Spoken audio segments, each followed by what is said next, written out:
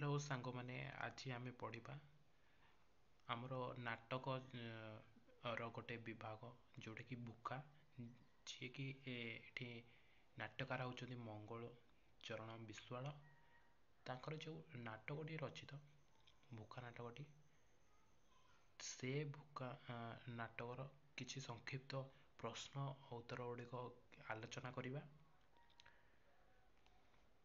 यही प्रथम फास्ट लिखाई भोका नाटकर नाट्यकार किए विषय संक्षेप आलोचना कर भोका नाटकर नाट्यकार होती मंगलचरण विश्वाल से पितापाली ग्राम 1935 मसीहा मई 4 तारिख दिन हीराकुद बंध योजना जलभंडार निमज्जित पितापाली ग्राम जन्मग्रहण करते।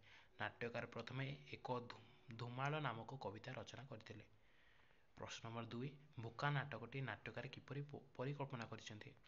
नाट्यकार श्री विश्वाल बजनिया जनजाति मानकर चालीचरण रीतिरिवाज परंपरा को भित्ति करी भोका नाटकटी परिकल्पना करछन्ति।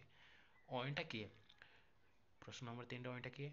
दुलदुली बाजा पार्टीर मुखिया अईंठा अईंठा से महुरी बजाए तार बयस 35 कि 40 हम से निशा खाई शेष टीबी रोग आक्रांत होता टीबी रोग मृत्युवरण करता।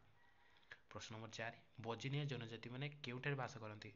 उत्तर होची बजनिया जनजाति मैंने पाली ग्राम झोपड़ी घरे बास करती। प्रश्न नंबर 5 फूल किए। फूल अईंठार झील तार बयस 7 कि 8 से चिराफटा पोशाक पिंधे समय कटाई दिए तार जहाँ खाइबा इच्छा हुए ताकू तार बापा अईंठा दे पारे नाही दरिद्रतार कषाघात से पेशी हो जाइछि। प्रश्न नंबर 6 काहाकू महुरिया बोली लोके कहती। अईंठा को महुरिया बोली से माने कहती कारण से महुरी बजाए। प्रश्न नंबर 7 कस्तूरी किए। कस्तूरी अईंठार झील से सदासर्वदा दुखरे कालतीपात करिछि अईंठार स्त्री मृत्युवरण पर से घर संभाली नहीं अईंठार झील फूलर सबू अली अर्धली सह्य कर नहीं। प्रश्न नंबर 8 अईंठा दुख को किपरि पाशरी देइथाए। अईंठा जेतेबेले दुखर दाबानाड़ जली जाए सेतेबेले से हाड़ू पलटू महरग को डाकी ढोल पारे बजाई दिए महुरी 2 थर फुंकीदेले मद टिके पीदेले तार सबू दुख पाशरी जाए। क्वेश्चन नंबर 9 पालिगार मुखिया किए। पालिगार मुखिया हूँ दीना महाजन। क्वेश्चन नंबर 10 बजनिया जनजाति मैंने किपरि भोक मारती। बजनिया जनजाति मैंने गीत गाई भोक मारी था भोकिला रही और चिरा फटा पिंधि से माने जीवन बिताई था मात्र गीत गाइबा सेमानकर मुख्य चलनी। क्वेश्चन नंबर 9 से वर्ष बजनिया जनजाति मैंने पुष्पनेई कहीं पालन कर पारे ना से वर्ष मरुड़ी पड़ू बजनिया जनजाति मैंने पुष्पनिया ठीक भाव पालन कर पारे ना। प्रश्न नंबर 12 अईंठा तार झील को कौन दे पारे ना। अईंठा तार झील को झील फूल को पांपड़ नली इत्यादि दे पारे ना। प्रश्न नंबर 13 किए उपरे पानी छींची भितरे सीह काटिछि। दीना महाजन उपरे पानी छींची भितरे सीह काटिछि। 14 नंबर पालिगार मुखिया किए। उत्तर होची पालिगार मुखिया होची दीना महाजन मुखिया भाव में ताको समस्ते मानती तार गोटे दुकान अच्छी से दुकान रु से अन्य मानक बाकी दिए जी बाकी पैसा दे न पारिला से तार जमी को नीलाम कर दिए किसी बंधा छंदा रखी से लोक मानक घटाए। प्रश्न नंबर 15 कस्तूरी आखिर लुह कहीं सुखी ना। कस्तूरी अईंठार भौणी दुख दिन से काल काटी गंडे खाइबाकू और खंडे पिंधिबाकू से पाए ना। एहीपरि अवस्था घरे किछि नथिबा बेले से दीना महाजन पाखक बाकी पाई जाइछि। दीना महाजन ताकू फेरई देइछि से दुखरे कांदी पकाइछि तार आखि लुह आखिरे मारिछि मरीछि तार आखिरु लुह सुखी नाही। प्रश्न नंबर 16 बजनिया जनजातिर बड़ पर्व कौन। बजनिया जनजातिर बड़ पर्व होउछि पुष्पनेई। एही दिन माँ लक्ष्मी गृह को आसती बोली ताकर धारणा से माने एही पूर्णिमाटी को बहु जाक जकमरे पालन करती खीरी आरिसा पिठा खाई बाजा बजाई महुरी फुंकी नाच गीतर आसर जमाई दे था। 17 नंबर क्वेश्चन देखिए दीना महाजन किपरि बड़ लोक होइछि। दीना महाजन गरीब लोक मानकु शोषण करी बड़ लोक होइछि। बजनिया जनजातिर दुख फेराई देबा पई କିଏ ଆସି ପହଞ୍ଚିଯାଇଛି? ବଜନିଆ ଜନଜାତିର ଦୁଃଖ ଫେରାଇ ଦେବା ଲାଗି ଅସୀମ ଆସି ପହଞ୍ଚିଛି। ଅଇଁଠା କେଉଁ ରୋଗରେ ପୀଡ଼ିତ ହୋଇଛି? ଅଇଁଠା ଟିବି ରୋଗରେ ଆକ୍ରାନ୍ତ ହୋଇଛି। ସେ ରକ୍ତବାନ୍ତି କରି ମୃତ୍ୟୁବରଣ କରିଛି। ଅଇଁଠା ତା ଜୀବନରେ କାହାକୁ ସବୁ ଦୁଃଖ ସବୁ କିଛି ବୋଲି ଗ୍ରହଣ କରିଛି। ଅଇଁଠା ଢୋଲ ମୁହୁରି ବାଜାକୁ ଜୀବନର ସବୁ କିଛି ବୋଲି ଭାବି ନେଇଛି। ଦୁଃଖର ପାହାଡ଼କୁ ଅତିକ୍ରମ କରି ନ ପାରି ସେ ଜୀବନର ସଙ୍ଗୀତକୁ ହିଁ ସାର ବୋଲି ଗ୍ରହଣ କରିଛି। କ୍ୱେଶ୍ଚନ୍ ନମ୍ବର ଅସୀମ ଆସି ଅଇଁଠା ଘରେ ପହଞ୍ଚିଛି। ଅଇଁଠା ତାକୁ ଖାଇବାକୁ ଦେଇଛି, ଶୋଇବାକୁ ଦେଇଛି ଓ ଅସୀମର ସବୁ ଭଲ ମନ୍ଦ କଥା ଅସୀମ ବୁଝିଛି। ଅସୀମର କାର୍ଯ୍ୟ କ'ଣ ଥିଲା? ଧନୀ ଦରିଦ୍ର ମଧ୍ୟରେ ଥିବା ଶ୍ରେଣୀ ସଂଘର୍ଷକୁ ଉଠାଇ ଦେଇ ଏକ ଶ୍ରେଣୀର ସମାଜ ଗଠନ କରିବା ଅସୀମର କାର୍ଯ୍ୟ ଥିଲା।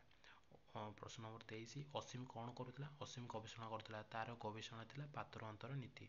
ଥିଲା ବାଲା ଓ ନଥିଲା ବାଲାର ଙ୍କ ମଧ୍ୟରେ ଯେଉଁ ମନୋଭାବ ଅଛି ସେହି ବିଷୟରେ ଅସୀମ ଗବେଷଣା କରୁଥିଲା। 24 ନମ୍ବର କ୍ୱେଶ୍ଚନ୍ ଅତିଥିଟିଏ ଆସିଲେ ବଜନିଆ ଜନଜାତିମାନେ କିପରି ଚା କରି ଦିଅନ୍ତି? ବଜନିଆ ଜନଜାତିମାନେ ଅତିଥି ସତ୍କାର କରିଥାନ୍ତି। ଚା ଟିକିଏ କରିବା ସମୟରେ ଯଦି ଚିନି ନଥାଏ ସେମାନେ ଖାଲି ଲୁଣ ପକାଇ ଚା କରି ଦେଇଥାନ୍ତି। ପ୍ରଶ୍ନ ନମ୍ବର 25 କିଏ ଜେଲରେ ପଶିବା କଥା ଶୁଣି ଅଇଁଠାରୁ ଝଲକାଇ ରକ୍ତ ବାନ୍ତି ହୋଇଛି? ଅସୀମ ଜେଲରେ ପଶିବା କଥା ଶୁଣି ଅଇଁଠାରୁ ଝଲକାଇ ରକ୍ତ ବାନ୍ତି ହୋଇଛି। ଦିନା ମହାଜନ ବାକି ନ ଦେବାରୁ ଅଇଁଠା କ'ଣ କରିଛି? ଦିନା ମହାଜନ ଚିନି ବାକି ନ ଦେବାରୁ ଅଇଁଠା ତା ପାଖରେ ମହୁରୀଟିଏ ବନ୍ଧା ପକାଇ ଦେଇଛି। ଅଇଁଠା କିପରି ମୃତ୍ୟୁବରଣ କରିଛି? ଅଇଁଠା ଅସୀମର ଜେଲ୍ ଯିବା କଥା ଶୁଣି ବାରମ୍ବାର ମଦ ପିଇଛି।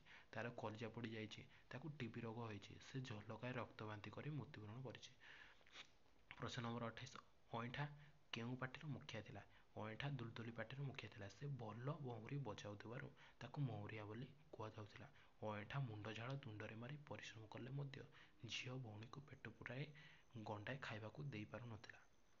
ପ୍ରଶ୍ନ ନମ୍ବର 29 କାହାର ଘର ବାଡ଼ି ନିଲାମ ହୋଇଛି? ଅଇଁଠାର ଘର ବାଡ଼ି ନିଲାମ ହୋଇଛି। ତାର ଝିଅ ପୁଅ ଘରୁ ନ ବାହାରିବାରୁ ତାକୁ ମାରି ମାରି ଘରୁ ବାହାର କରିଦେଇଛି।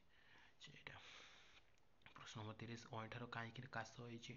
ଦିନା ମହାଜନ ଅଇଁଠା ଆଗରେ ଗୋଟିଏ ଚିଠି ପଢ଼ିଛି। ଅସୀମ ଜେଲ୍ ଯିବା କଥା ଚିଠି ପଢ଼ି ହୋଇଛି। ଏକଥା ଶୁଣି ଅଇଁଠାର କାଶ ହୋଇଛି। ପ୍ରଶ୍ନ ନମ୍ବର 31 ଅସୀମ କାହାକୁ ଭଲ ପାଇ ବସିଛି? ଅସୀମ କସ୍ତୁରୀକୁ ଭଲ ପାଇ ବସିଛି। ଅସୀମ କାହିଁକି ଜେଲରେ ପଶିଛି?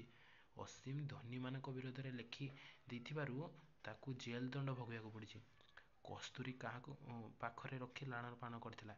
କସ୍ତୁରୀ ତାର ଭାଇ ଅଇଁଠାର ଝିଅକୁ ପାଖରେ ରଖି ଲାଳନ ପାଳନ କରିଥିଲା। ସେ ତାକୁ ବହୁତ ଭଲ ପାଏ। ଭୁକା ନାଟକର କେଉଁ ଭାଷାରେ ରଚିତ? ଭୁକା ନାଟକଟି ସମ୍ବଲପୁର ଭାଷାରେ ରଚିତ। ଏହି ଆମ ଭୁକା ନାଟକର ଥିବା ସମସ୍ତ ସଂକ୍ଷିପ୍ତ ପ୍ରଶ୍ନ ଉତ୍ତର ଗୁଡ଼ିକ ଆମେ ଆଲୋଚନା କରିଦେଲେ। ଏଇ ଯେଉଁ ଆଲୋଚନା ଭିତରେ କିଛି ଇମ୍ପୋର୍ଟାଣ୍ଟ କ୍ୱେଶ୍ଚନ୍ ଅଛି ତାକୁ ଦେଖିଦେଇଥିବେ। ଆଉ ଆମର ଏଠି ସମାପ୍ତ ହେଇଯାଇଛି। ଯଦି ଏଇ ଭିଡ଼ିଓଟି ଆପଣଙ୍କୁ ଭଲ ଲାଗୁଛି ଗୋଟେ ଲାଇକ୍ କରିଦିଅନ୍ତୁ। ଆଉ ଆମ ଏଇ ଚ୍ୟାନେଲକୁ ମଧ୍ୟ ସବସ୍କ୍ରାଇବ୍ କରିଦିଅନ୍ତୁ ଯାହାଫଳରେ କି ଆଗକୁ ଆହୁରି ଭିଡ଼ିଓ ମୁଁ ଏମିତି ବନେଇବି। ଆଉ ରହୁଛି ଏତିକି ମୋର ଜୟ ଜଗନ୍ନାଥ।